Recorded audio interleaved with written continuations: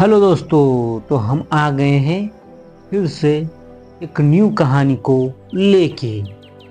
तो दोस्तों, आज की कहानी है जालिम चीता की कहानी। बहुत समय पहले बहुत समय पहले की बात है। एक घने जंगल में एक चीता रहता था। चीता अपनी तेज दौड़ के लिए प्रसिद्ध था। उसके शरीर में ऐसी शक्ति थी कि वह किसी भी शिकार को पकड़ने में कभी असफल नहीं होता था। जंगल के सारे जानवर उसकी ख्याति से परिचित थे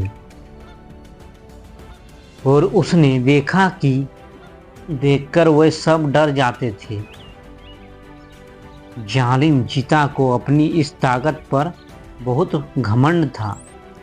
वह जंगल का राजा बनने का सपना देखा करता था। लेकिन जालिम चीता का यह घमंड उसकी किस्मत को बदलने वाला था।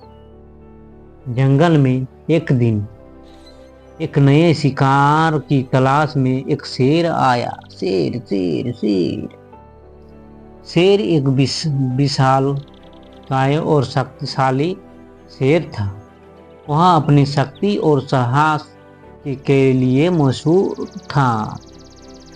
जंगल के सभी जानवर शेर से डरते थे, लेकिन जालिम ने यह ठान लिया कि वह शेर से भी अधिक ताकतवर है और उसे जंगल का असली राजा बनना है।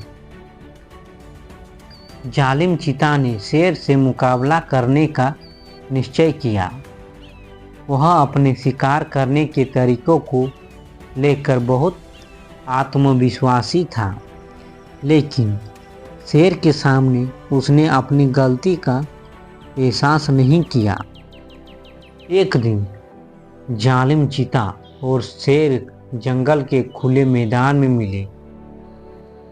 दोनों के बीच घमासान लड़ाई शुरू हो गई। डम डम डम डाम डाम डाम।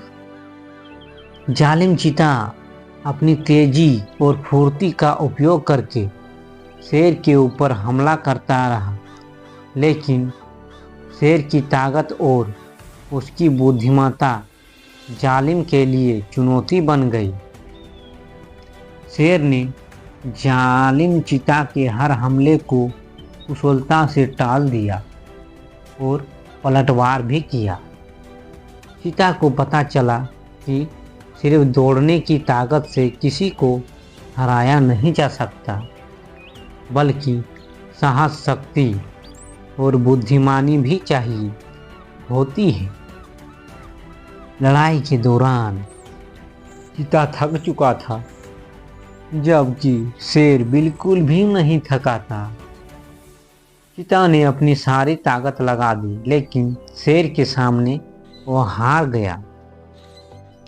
शेर ने चीते को अपनी शक्ति का एहसास करवा दिया और उसे समझाया, तुम्हारे तेज दौड़ तुम्हारा सबसे बड़ा हथियार हो सकता है, लेकिन जब तुम्हारे पास सही रणनीति और समझ नहीं होगी, तब तक तुम किसी भी बड़ी ताकत का सामना नहीं कर सकते।